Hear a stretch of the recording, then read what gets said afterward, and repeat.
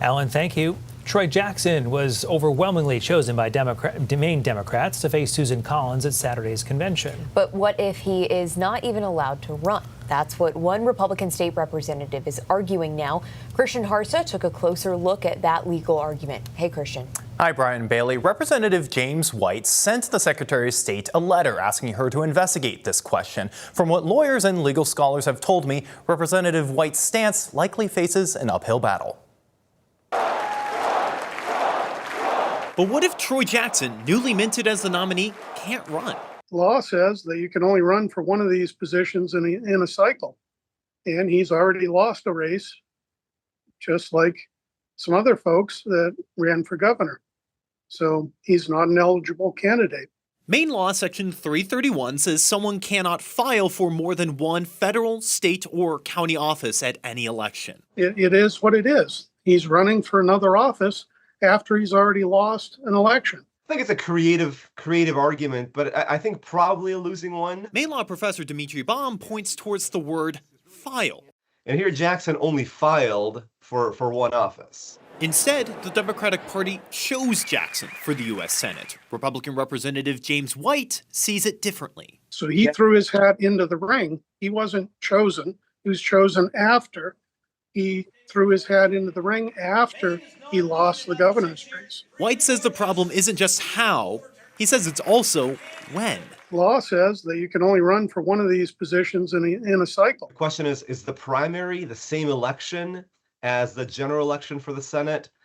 I think that may be a closer call. I think probably not, but you can make an argument there. White also argues that this law serves a purpose, preventing candidates from trying again and again. We have sore loser laws in place for a reason. The statute here is not really a sore loser statute. It's kind of a dual filer hedger statute. To prevent someone from hedging their bets by running for the Blaine House, U.S. Senate, and State House all at the same time. Whereas the sore loser statute is, I ran as a Democratic candidate in the primary, I lost, okay, fine.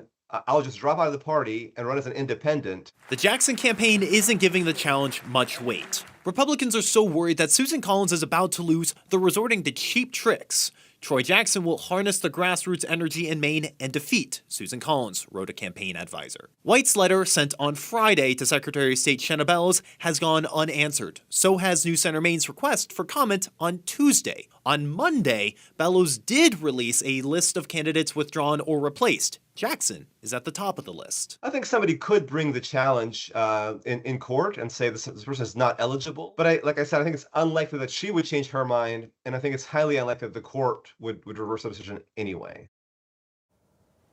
Jackson was just one of 27 names on that list of people withdrawn or replaced for this general election. We asked the Secretary of State's office if that is abnormally high or low, and they responded that since 1989, when you could first withdraw without any reason, they couldn't tell us an average, but that the highest count in memory was 48 people dropping out. Brian and Bailey. All right, Christian Harsa in the studio for us tonight. Thank you, Christian. The ongoing debate over super PAC donations in Maine played out in a federal appeals court today. The case stems from a 2024 ballot measure when nearly 75% of Mainers voted to place limits on contributions to these super political action committees. They spend money on specifically advocating for one candidate or the defeat of another. The measure was later struck down by a U.S. district court for violating the First Amendment, ruling contributions to super PACs don't need to be limited to avoid corruption because it is already illegal for PACs to coordinate directly with candidates. Well, today, attorneys appealing the ruling argued the majority of super PACs today still are unfairly aligned with specific candidates, even if they are not communicating directly. Opponents, however, argue that corruption can only happen if the super PACs are specifically breaking that law. There doesn't have to be a prearrangement or an agreement or any kind of communication at all between the candidate and the donor. They're just, the contribution itself is enough to create the potential appearance and reality of quid pro quo corruption. And there is disclosure of donations to super PAC expenditures, so that's out there. And there is no ability to coordinate whatsoever. If the court accepts the appeal, the case will continue to the Supreme Court and could potentially impact the 2028 election. After a string of recent shootings in Lewiston, the city now is working on a solution to the violence there. News Center Maine's Christian Lee is live in Lewiston this afternoon with the details. Hey, Christian. Hey, Bailey and Brian. I am in Lewiston, where I spoke with City Administrator Cainrith, and he told me that since January, there have been 20 incidents of gun violence, with the last one happening just 2 days ago. Now, you may remember yesterday that we told you about a plan that the City Administrator and police were working together on. Now we have more details. Now, the initiative is called the CEA, standing for the Community Engagement and Accountability. The main goal is to address youth gun violence and close the gap with the youth justice system, which they say allows repeat offenders back into the community.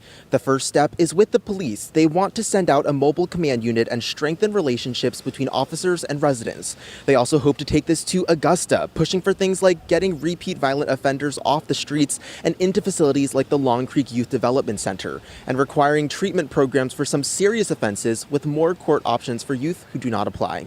With the legislative session still months away, Cainrith says this time is crucial.